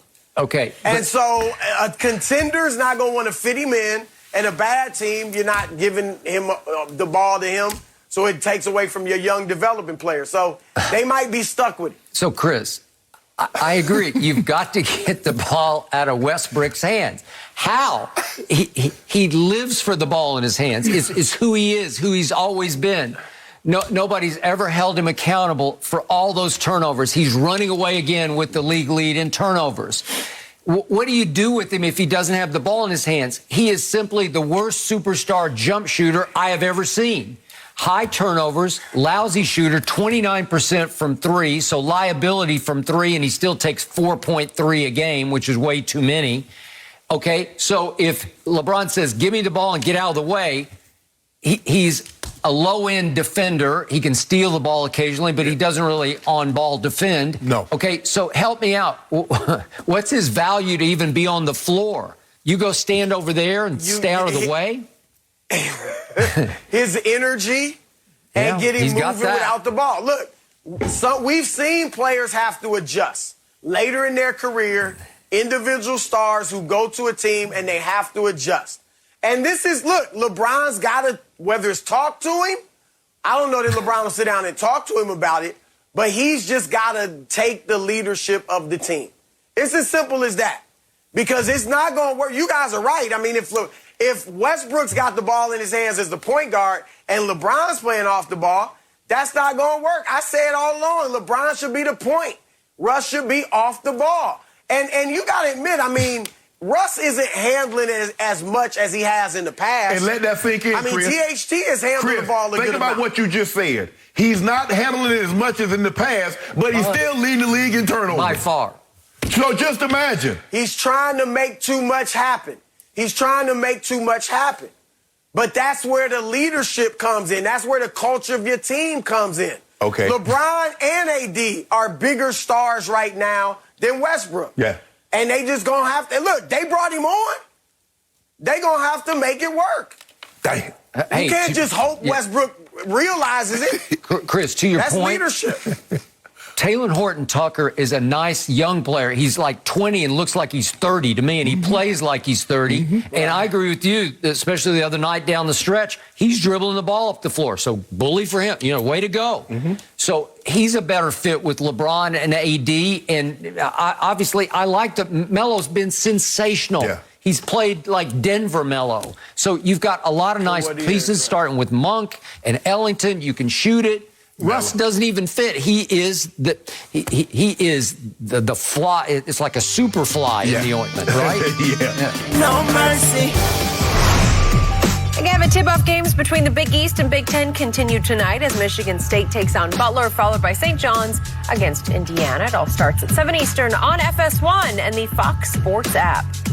Well, Steph Curry put on a show last night, dropping a game-high 37 points on 9 of 14 shooting from deep in the 18-point win. And after the game, his former teammate, Kevin Durant, applauded Steph, telling reporters, quote, "I've been there. He's put in a ton of work. He cares about the game, loves his teammates, plays with energy. That's what you get every night as a player like that. You gotta respect it." It's really a nice quote. Chris Broussard still with us, but Skip, I want you to start. Earlier you said Steph still has a lot to prove in the postseason. Yep. Tell us more. Okay, obviously, Steph Curry is the greatest shooter we've ever seen. Case closed, hands down. Okay. Obviously, he won back-to-back MVPs, and I will not at all be surprised if he wins a third MVP this year. I give you that. But regularly, all too regularly in the postseason, in the clutch, he has come up even smaller than he is at 6 feet 3 inches tall. I don't think I will ever recover from just how small he came up, how much he disappeared in games 5, 6, and 7 of the 2016 finals against the Kyrie LeBron Cavaliers. Up 3-1 with 2 home games left, game 5 and game 7. He just completely shot his team out of those games. He was 37% from the floor in those 3 games, 22 of 60. He was only 36% from 3. He had 7 assists to 12 turnovers, so he was even a pathetic point guard, let alone the shooting. And even worse, if we go to the fourth quarter of those 3 games, 2 of them at home, he shot 6 of 20 from the floor and 3 of 12 from 3 of 12. Never even got to the free throw line one time in any of the fourth quarters. And if we can go to just game 7, this is his defining home game. This is for all the marbles to stave off blowing a 3-1 lead. He shoots 6 of 19 from the floor and 4 of 14 from 3. This is wow bomb Steph Curry that we saw last night, just making them like their free throws from 40 feet. 4 of 14. Then we go to the fourth quarter. He was 1 of 6 from the floor in the teeter-totter fourth quarter and 1 of 5 from 3. And furthermore, and even worse, he had 2 threes to win the game late at a minute left and 30 seconds left. If we could see those 2 shots, please. This is it. This is the game we talk about LeBron's chase down block and Kyrie's late 3. But this is Steph. This is to win the game right here, and he gets nothing but backboard, right? That was with a minute left, and he's got another one to redeem himself. 30 seconds left. Whoops. No, oh, that's the same one again. Yep. Here we go. This is the last second one, and he makes his, whoops. It's a little short. Okay, he makes those like he's eating a piece of candy for the most part, especially against the Brooklyn Nets. And that brings us to the 2019 finals against Kawhi and company. And he wasn't very good in the finals, but it did come down to a closeout game 6 in his building at Oracle, and he's got another shot to win the game at the end. He could have forced a game 7 back in Toronto. Could we see that shot that he missed, please? Here he is. This is it. He gets a pretty decent look. I mean, he makes that like with his eyes closed, and he was long. And again, you got to make one of these to say, oh, you are clutch. I haven't seen him come up clutch. And then what happened in the play-in game at Staples last year? Final 308. Remember, LeBron finally made one because he got poked in the eye, and he said, I was seeing 3 rims, and he made it. The final 308 of that game, nobody remembers because he disappeared. Steph didn't make a field goal. The final 308, and they lost the fourth quarter 26-21. So that forced them to go play a home game against Memphis. And down the stretch, the final 5:34 of regulation against Ja and company, the young Memphis Grizzlies, he doesn't make a field goal for the final 5:34. And then they go to overtime, and he doesn't make a shot for the final 3:54 of overtime. I'm sorry, I'm just waiting to see, Steph, show me wow bombs. Do what you did to Brooklyn in a game of magnitude, a game that counts. And I'm sorry, I know you give me all the average, he averaged this and that and the other. I don't care. I'm talking about clutch shots, these shots, defining moments. I haven't seen any because he's won 0 Finals MVPs. So that if you don't win a Finals MVP, that means you can't be great. Well, it would help if you won one. Well, how about this here? In 2015 Finals, in Game 5, Steph Curry had 37 points. He had 25 points in Game 6 closeout. In that Game 7 against OKC in 2016, because you remember, OKC had a 3-1 lead, Chris Broussard. Steph Curry had 36 points. And this is what I don't want to get. Was that the Finals? Hold on. No. Whoa. No, I'm not going to let you do that. Because I got a lot of more stats, but Chris, I want you to have some time here too. When Golden State came back from 3-1 against OKC, in Game 5, Kevin Durant shot 12 of 31 from the floor. They lost. In Game 6, Kevin Durant shot 10 of 31 from the floor. They lost. All this blame. There's a crowd out there said it was Russ's fault. They won Game 1 in which Kevin Durant shot 10 of 30 from the floor. They won that game. In Game 4, they won in which Kevin Durant shot 8 of 24 from the floor. Wait, the same Kevin Durant who's a 2-time Finals MVP because of Games 3 in LeBron's house? Hold on. That guy. Thank you. Hold on. Now, he just spent 5 minutes showing us, Chris, about the 3-1 lead that Steph Curry blew. But how did Steph Curry get in the Finals? Because Kevin Durant had a 3-1 lead on him, and he blew it. And I just gave you the stat. Who's the ultimate liability in pro basketball? Russell Westbrook. Hold on. Thank you. In Game 1, they won the game. Kevin Durant shot 10 of 30 from the floor. Is that good? Nope. They won Game 4. Kevin Durant shot 8 of 24 from the floor. Is that good? So they had a 3-1 lead. You didn't mention Russell Westbrook.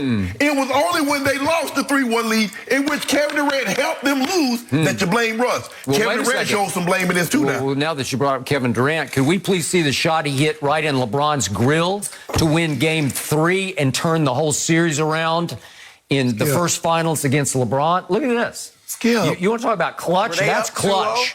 That's it. Game over. Thank you very much. That's series over right there. Chris, thank you. My only argument. Thank you. My only argument, Chris, one class point. My only argument is just because Kevin Durant is great, that doesn't mean Steph Curry can't be great, Skip. And what you're trying to do, because Kevin Durant, Steph Curry... I don't care about Kevin Durant. I care about Steph. I just need to see him come up big, take over a game late the way he takes over at Brooklyn in November. He did that in Game 7 against OKC in 2016. Okay, but was that the Finals? So, Skip, now it's got to be the Finals. So playoffs don't matter. Well, this is it. So playoffs don't matter. This is where you push all the money into the middle. Okay, go ahead, Chris. Look, I guess I'm the tiebreaker. Yeah. I'm going with Shannon. Yeah, look, that's shocking. Steph Curry has nothing to prove in the playoffs. First of all, it is a travesty. It's one of the biggest travesties in NBA Finals history that he didn't win the MVP in 2015. Shannon gave his numbers earlier. 26 points, 6 assists, 5 rebounds a game. And in the last 3 games, a series that was, they down 2-1. The last 3 games, he averaged 28 and 7 and shot 45% from 3. How in the world does he not win the Finals MVP? Because Iguodala turned the whole series around by guarding LeBron and scoring on LeBron. By holding LeBron to 30s, by holding even the last 3 games when he was guarding.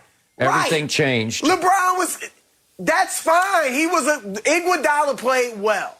All right, but Steph was clear. Iguodala was a great role player. Steph drove the bus. Steph is 10th, Skip, all time in points per game in playoff history, 26.5, and in NBA Finals history, 26.5. Higher than Kobe, higher than Bird, higher than Elijah. All these guys. Playoffs higher than Shaq. What in the world does he have to prove? And I remember Larry Bird. We're going to talk about misses. I remember Larry Bird, Game 4, right?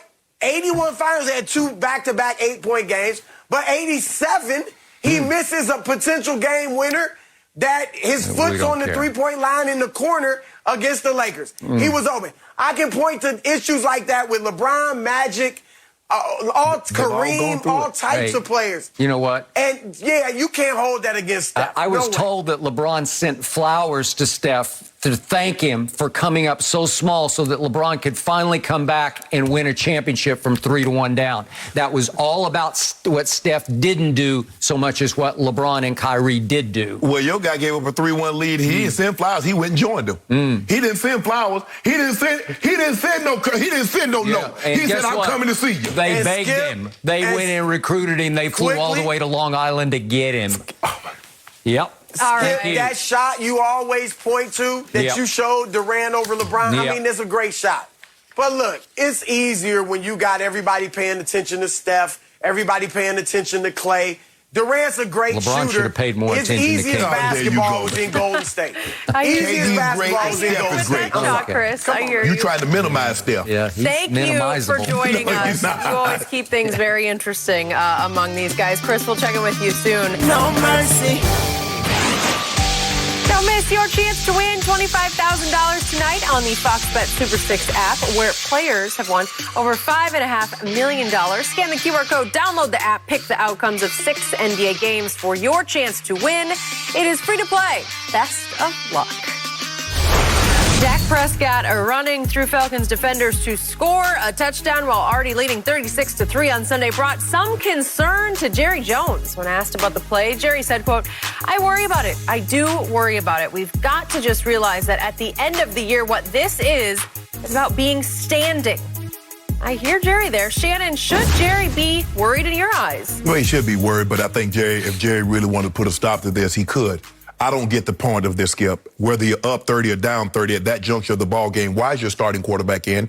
There's nothing that can be gained. There's a greater risk than reward. Now, Dak is coming off an injury. Jerry said it just last week that we were going to be very conservative in this approach. This is why he didn't play in the Minnesota game. And you're down 30 and you got him playing in the ball game. You're up 30 and he's still playing in the ball game. So I just don't get it. You're not going to get it, Skip, until Dak gets nicked. Now, you covered the league when if the starters were in the game up 30, guys would try to get them out of the game. Yep. And they better be lucky. It's not like that anymore where guys would cheap shot you because they're like, okay, you're up 30 and you're still trying to pile it on. Okay, we got something for you. Dak, go sit down. There's nothing for you to gain. There's a greater chance of risk than reward in a situation like this. Okay, I hear you. And I tweeted immediately, that's it. Get him out of there. The problem is it's a fourth down play, and you call that play. There's a way to do this and a way not to do it. If you just let him throw it into the end zone, I don't have a huge problem. I told you, I like him playing some because he's just got to get his confidence back, and that was a way to cap off his confidence. And I told you I didn't mind the Bronco game when he played in the fourth quarter. You had huge problems with it. I said, you got to get back on the horse and ride it, and he rode it all the way to Atlanta. Let me ask you a question. You're down 30. Dak comes in there, he gets sacked. And he gets, what are you going to say then? You understand why he was in there because Mike McCarthy's trying to get him some time? Okay. You're up 30. Now, he goes one-on-one with a DB, and the guy punishes He him. ran over a linebacker. Okay. Yeah. And then he hits the safety after that. And instead of the Cam Newton hit that he got in Atlanta and the one he got in New Orleans, like that. He gets hit like that. Yep. You going to be okay with that? You're going to lose your mind. You're like, why does Mike McCarthy got him in the game? Okay. Well, whose fault is it, Jerry's or Mike McCarthy's? It's Jerry's because Jerry controls everything. Does he? Does he have a direct line down to McCarthy during the game? Guess what?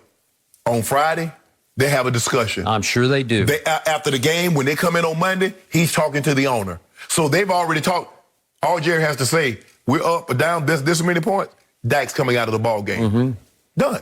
Okay. But again, I thought McCarthy finally did a good thing in keeping Dak in that game, even though there's some risk to it, to just get his feel back, his confidence back against Denver. And he ends up throwing for, as you know, 153 yards just in the fourth quarter, which is not easy to do, even if there's nobody playing defense. But Skip, they had them call the dogs off. They did. I got it. But I still think that catapulted Dak into what happened against Atlanta. No, Atlanta's just bad. What catapulted Dak against Atlanta was Atlanta putting its defense on the field. That's bottom five. That's what catapulted Dak. How did that defense stop Trevor Siemian in New Orleans? Skip. Well, how? I mean, they won 27-25. I don't know how they did it. They were up. You got to realize they were up 24-6, and Trevor Siemian came back and took the lead. Okay, and they won. And Matt Ryan threw for 320 yards. Yeah. He didn't throw for that against his defense. He didn't throw for 720 yards had he been thrown against his defense. Okay, but his defense hung on enough that they won 27-25. They're credible. They came in hot. But my thing, all I'm saying is, Skip, there's a greater risk for injury than reward in Dak playing up 30 or down 30 in those situations. That's all I'm saying. Okay, I got it. But I think we're sitting pretty now as we head to Kansas City. Okay, He's your back in head the hard. saddle. Your head hard. Yep. So is his. Yeah, exactly. No mercy. The Rams lost their first game with Odell Beckham Jr., and despite limited playing time, OBJ might be to blame. Troy Aikman said during a radio interview that Matthew Stafford might be feeling, quote, some of the pressure that maybe Baker Mayfield felt of, hey, we got to get this guy involved. It's not good playing quarterback when you feel pressure to get the ball to one particular player. It doesn't work. That's a really interesting point, and we know we've heard Baker make some of those quotes. So, Shannon, does Troy have a point? Hell no. Because it makes it seem because Matthew Stafford made a terrible decision, that was Odell Beckham's fault. Now, Skip Bayless has told me when they made this trade, he says, I'm not convinced that Matthew Stafford is the guy. You listed off. Matthew Stafford is 7-90 of teams that finish with a winning record. That is correct. So who the hell fault was that? Odell Beckham wasn't there. Oh, that was Megatron's fault. When Matthew Stafford turned the ball over at an alarming rate in Detroit, nobody blamed Megatron. No. Now he goes to the Rams. Yep. Gives the guy 3 targets. It was his fault that he... What about the week before? Nobody knew Odell Beckham was going to be traded. He makes a horrible pick in the end zone. Nobody said anything. He was trying to put the pressure on him. He spun around the end zone, threw the pick. The guy ran it down to the 2. He comes out the next possession, the next play, throws a pick 6, just like he did Monday night. Nobody blamed Odell. No. The pressure that Matthew Stafford feels is that the Rams mortgaged their future, gave up 2 first-rounders, got off Jerry Goff, who was a first-round pick, and says the reason why we can't win is because of the quarterback. Yep. That's the pressure. That's some lazy analysis that people are doing, blaming Odell. I want to thank Mr. Aikman for what he said on Dallas radio, because it's exactly what I said on Tuesday morning to you. Odell Beckham Jr. is such a force, such a media magnet, that once he steps into your locker room, once he steps onto your practice field, once he steps onto your game field, you feel this compulsion of, I've got to know where he is. I got to get the ball to 3. It ate Baker alive. Skip, the man wasn't open. And Baker loved him off the field. They had a great relationship. They had a social relationship. And he force fed the ball to a guy who's not Odell Beckham Jr. of his rookie year. Injuries, surgeries have robbed him of his quickness and his explosiveness. Can I ask you a question? Odell wasn't in New England. So what was Baker's fault then in New England? If Odell Beckham wasn't there. Yeah. So what happened the Sunday night before when so why hasn't Matthew Stafford won more? I need somebody to tell me that. So was it Odell, the pressure on Odell? Was that not the classic Baker Mayfield play that we saw on the deep interception? No. It's Matt Stafford saying, oh, 3. Where's 3? Let me just, I think he's going to be out there. I'm going to wing it. Oh, wait, Odell stopped running. And then he goes and makes, that's the best lick he's delivered in maybe 10 years. So hold on. You told me that this has been the story of Matthew Stafford's career. You said you weren't sold on him. Now you blaming Odell. After all the times that he was in Detroit, doing the very thing that he's done the past 2 games, turning the ball over and losing.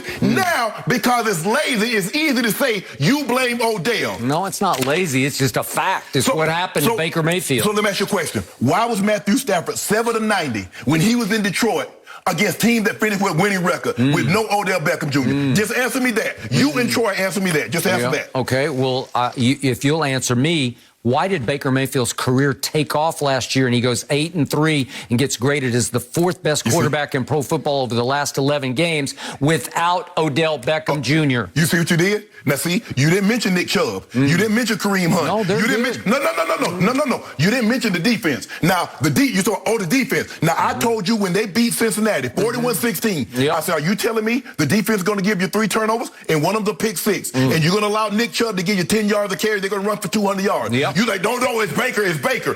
When Baker wins, it's Baker. Baker lose, it's Odell. Well, he wasn't there on Sunday, and they lost 45-7. Neither was Kareem Hunt, so you're down your best 2 running backs? It's Baker. You don't need, hold on. They didn't grade Kareem Hunt. They didn't grade Nick Chubb. They graded Baker Mayfield as the third best. So why didn't he prove that? Well, he was up against the hottest defense in pro football, number 1. So I just need somebody. And by the way, he drove it down on the opening drive, went all the way 83 yards for a touchdown, threw a touchdown pass. And then Mac Jones, Mac Jones, Mac Jones came back and topped it. And then what he do the next possession? Tell the people at home what he do the next possession. An interception. Every once in a while he does. I do think it's challenging to expect immediate chemistry to happen overnight. No mercy. Guys, despite Russell Westbrook turning the ball over 4 times, the Lakers still came up short by 18 points to the Bulls on Monday. And Russ also missed all 6 of his threes and will look to redeem himself tonight against the Bucks. So, Shannon, what is the score and what's Westbrook's line tonight? I think the Bucks win by double digit. I'm going to say Russell has 19, 9, 7, and 7. Yeah, that's what he averages. He's averaging somewhere between 5 and 7 turnovers a game. I don't think it's big in it.